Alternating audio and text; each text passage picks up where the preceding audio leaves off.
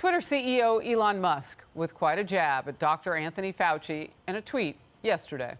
Republicans are vowing to investigate the origins of the COVID-19 pandemic, which includes Fauci's knowledge of coronavirus research that his department funded.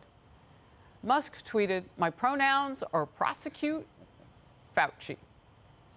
When asked when the public will get to see the Twitter files on COVID, Musk replied, "Oh, it is coming big time." That's all that raw data and everything that I and others have been asking for. Senator Rand Paul, a longtime critic of the top White House medical advisor, tweeted this: "Fauci's resignation should not prevent a full-throated investigation into the origins of the pandemic. He must be required to testify under oath regarding any discussions he participated in concerning the Wuhan lab leak. His policies destroyed lives." Fauci, who dismissed the whole lab leak theory for years, is now spending his goodbye tour saying he has an open mind now on how COVID started. We keep a completely open mind as to what the origin is. We've got to investigate every possibility because this is too important not to do that. It could have been something like studying a virus that they got out of the environment and perhaps having it leaked out into the community. I don't think that's what happened, but my mind is completely open to any possibility. His mind's completely open, but he repeats what so many people got stickered for saying out loud on Twitter. Republican Senator Lindsey Graham is here live, ranking member of the Senate Budget Committee, and he also serves on Appropriations, Judiciary. A very busy man. Glad you're here. Thank you.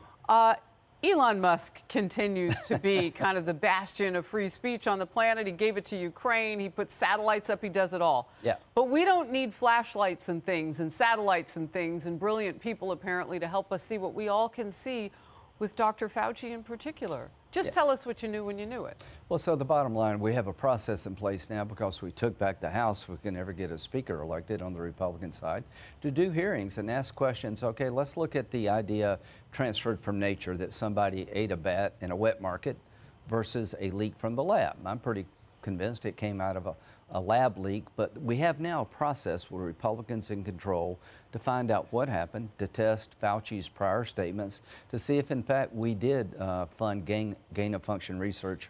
So there you go. What are the repercussions? What's the, we talk about that word accountability on Capitol Hill, but this would mean that people died. Yeah. So what's the payback for that? Because he says he's not going away. He's going to continue on his "Here I Am, Best of Fauci" tour. Yeah, I don't see him getting prosecuted, but I do see understanding what happened. Maybe some people getting fired because they missed the obvious. This Twitter stuff, Google, this is as big a story as how COVID started, because what they've done at Twitter and other social media outlets is suppress the other side of the story. Every time a scientist would come forward to suggest maybe it came out of the lab, or that we're not following the science, that we're overdoing it, that we're going too far, they were shut down. So the real story for me is that the social media companies that exist today, Google, Twitter, all of these, Facebook, they're unregulated and you can't sue them. They're the largest companies in the history of the world, and a consumer has no recourse. We need to fix that. And is that in part because of Section 230? Yes. So that's been talked about. So will Republicans finally do something with that? And do you think you can get it through in the Senate? Okay, suing Twitter. If somebody says something bad about me and they use Twitter, I can sue Twitter if it's a lie. Suppressing information about my campaign, not putting my ads, putting them in the dumpster, I can bring lawsuits. But the more important thing to me is a regulatory commission. You have to have a license to sell real estate, to open up a TV station, to run a radio station. These companies should have a license that can be taken away. So that's so interesting hearing that from a Republican, because usually you want less government. But you say in this instance, what is the exception? Okay, here's the deal.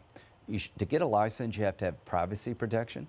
A license requirement would be that if you take my content down, I can appeal your decision as a social media company to somebody outside the company. Because I'm a consumer. Young girls are being driven to websites just to make money. There's a mental health abuse here by these algorithms. There's a the social media companies are doing a lot of damage to young teenage girls, and we need a licensing requirement to prevent that and to empower parents. Wow. You're very passionate about this. Yeah, I mean, this is the biggest issue facing America. You know, as somebody who's in the media and obviously with children, I watch this every day, and I appreciate the fact that you're looking at it not just from the perspective of those consenting adults who are on that platform, right, but kids are, you know, they're drawn to it like manna. They, you know, it's all we talk about, it's fashions driven by it, so on and so forth. And parenting can only go so far when you have teenagers. You're not the only voice they hear. Yeah, all eyeballs equals money. The more eyeballs they can get on these sites, the more money they make. That needs to be regulated. The Democrats held on to their narrow Senate majority, but it's not really sunshine and roses at this point.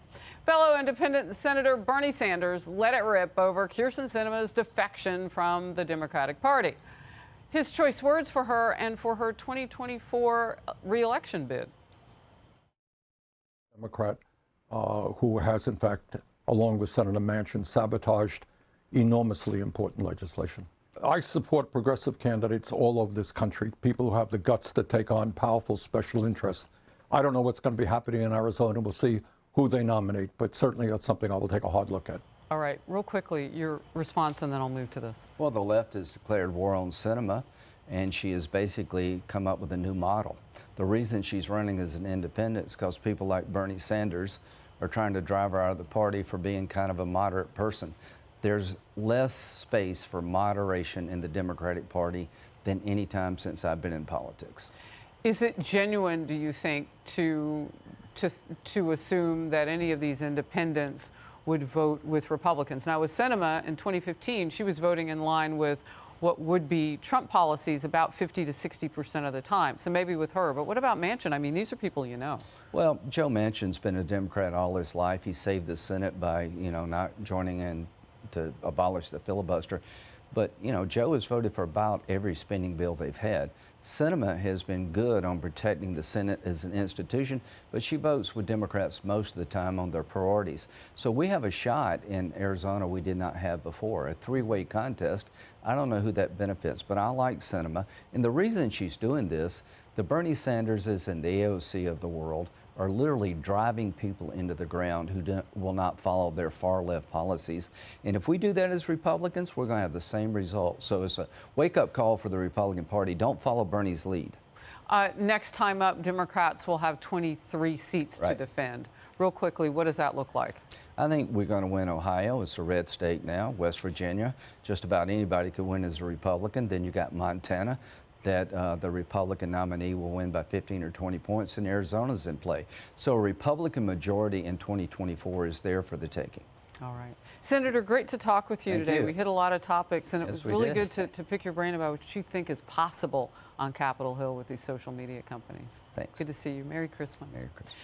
Hey everyone, I'm Emily Campagno. Catch me and my co-hosts Harris Faulkner and Kaylee McEnany on Outnumbered every weekday at 12 p.m. Eastern, or set your DVR. Also, don't forget to subscribe to the Fox News YouTube page for daily highlights.